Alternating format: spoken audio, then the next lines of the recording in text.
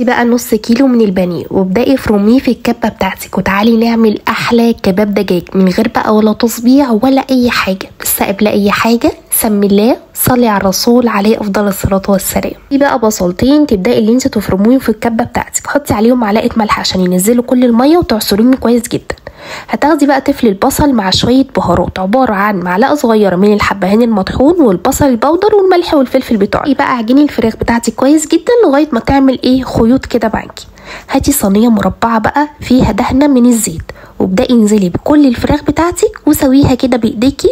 هاتي بقى سكينة، معلقة، سباتولا، اي حاجة، اعملي صوابع اللي هي الكفتة بالطول وتصبيعة الجريل او شكل الجريل اللي هي الخطوط الرفيعة دي من على الوش. دخليهم الفرن بقى على درجة حرارة متوسطة. اول ما يحمر من تحت معاكي شغلي عليها الشوايه على طول. انتي بقى جهزي شويه حاجات بره، عباره عن عباره عن طبق طحينه، وعباره عن شويه طماطم على شويه بقدونس على شويه بصل، ادعكيهم بشويه سماق او بشويه ملح حسب متوفر عندك.